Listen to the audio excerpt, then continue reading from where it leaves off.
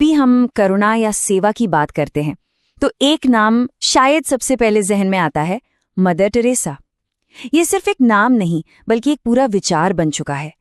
लेकिन इस प्रतीक के पीछे की इंसान कौन थी? आइए आज उनके जीवन और उनकी विरासत की कहानी को थोड़ा और करीब से समझते हैं। शांति मुस्कान से शुरू होती है। कितनी सिंपल सी बात है ना? लेकिन सोचिए कितनी गहरी है। मदर टेरेसा का पूरा जीवन दर्शन, उनका पूरा फलसफा शायद इसी एक लाइन में छिपा है कि कैसे एक छोटा सा, बहुत ही छोटा सा कदम भी एक बहुत बड़े बदलाव की वजह बन सकता है। तो चलिए सबसे पहले इसी सवाल पर आते हैं। आखिर मदर टेरेसा सिर्फ एक समाज सेविका बनकर क्यों नहीं रह गईं? वो मानवता की एक ग्लोबल आइकन, एक वैश्विक प्रतीक कैसे बन गई? क्या था उनके काम में ऐसा जो सरहदों के पार दुनिया भर के लोगों के दिलों को छू गया? उनका काम किसी एक देश, किसी एक धर्म की सीमाओं में कभी नहीं बंधा। लेकिन इस महान शख्सियत को, इस आइकन को पूरी तरह समझने के लिए हमें पहले उस इंसान से मिलना होगा जहां से ये पूरी कहानी शुरू हुई थी। देखिए, हर बड़ी कहानी की ना एक शुरुआत होती है और मदर टेरेसा की कहानी शुरू होती है एक ऐसी नौजवान लड़की से जिसका सपना कोई दुनिया बदलना नहीं था बल्कि बस सेवा करना था। उनका असली नाम, मतलब जन्म का नाम, था एग्नेस गोंजा बोयाजीजू। उस कुब्जे में एक ऐसे परिवार में पली बढ़ी जहां चैरिटी, दया, ये सब रोजमर्रा की जिंदगी का हिस्सा हुआ करता था।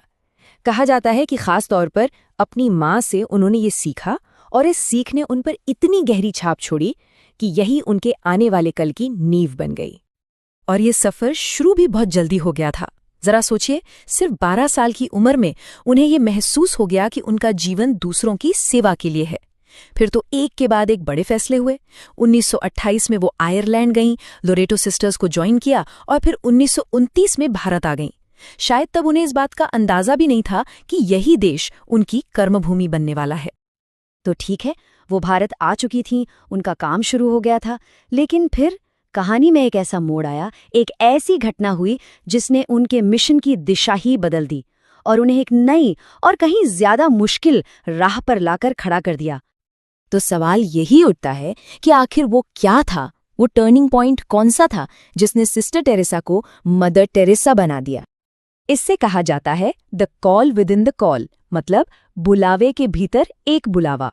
हुआ ये कि 1946 में एक ट्रेन के सफर के दौरान उन्हें एक बहुत ही गहरी प्रेरणा मिली, एक ऐसा एहसास जिसने सब कुछ बदल दिया।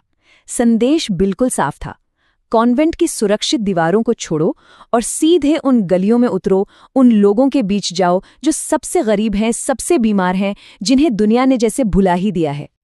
और इसी नए बुलावे से निकला उनका वो फलसफा जो बहुत ही सीधा साधा लेकिन उतना ही पावरफुल है।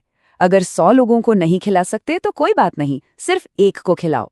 बस यही सोच उनके मिशन का मूल मंत्र बन गई। बड़ी बड़ी बातें नहीं, बड़े बड़े प्लान्स नहीं, बस एक इंसान से शुरुआत। तो इस एक विचार ने, इस एक बुलावे ने आखिर क्या शक्ल ली? यहीं से कहानी शुरू होती है उस संस्था की जिसे आज पूरी दुनिया मिशनरीज ऑफ चैरिटी के नाम से जानती है। ये कहानी है कि कैसे एक इंसान का इरादा एक वर्ल्ड वाइड मूवमेंट बन गया। तो 7 अक्टूबर 1950 कलकत्ता में मिशनरीज ऑफ चैरिटी की नींव रखी गई। और अंदाजा लगाइए, इतने बड़े मिशन की शुरुआत कितने लोगों से हुई होगी?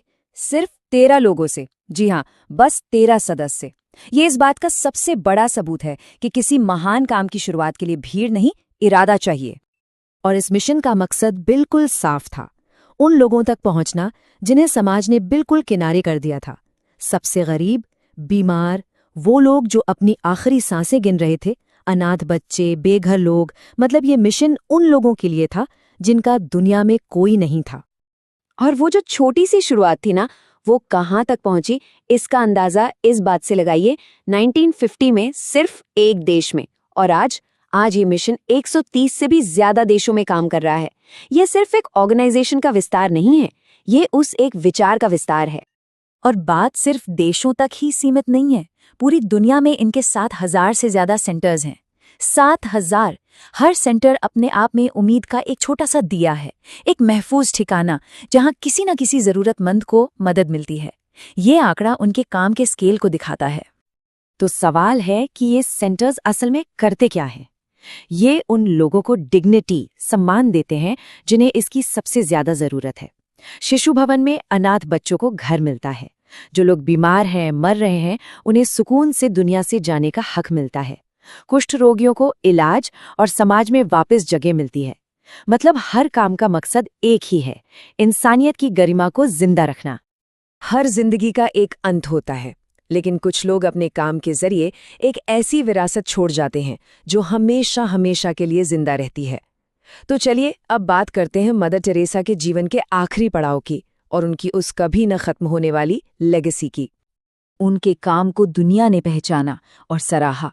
नोबेल पीस प्राइज से लेकर भारत के सबसे बड़े सम्मान भारत रत्न तक दुनिया के लगभग हर बड़े अवार्ड से उन्हें नवाजा गया।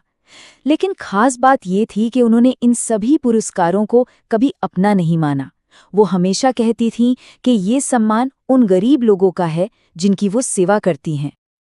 1990 के दशक में उनकी सेहत गिरने लगी और फिर 5 सितंबर 1997 को उन्होंने कलकत्ता में ही अपनी आखिरी सांस ली। लेकिन उनकी कहानी वहां खत्म नहीं हुई।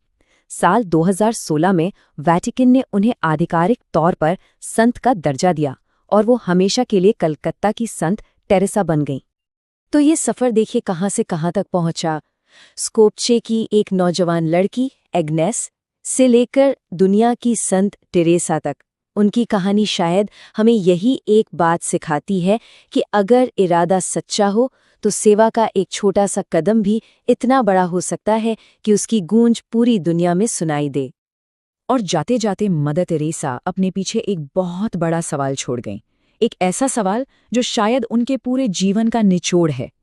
क्या मानवता से बड़ा कोई धर्म है? ये एक ऐसा सवाल है जिसका जवाब हम सबको अपने अंदर खोजना है।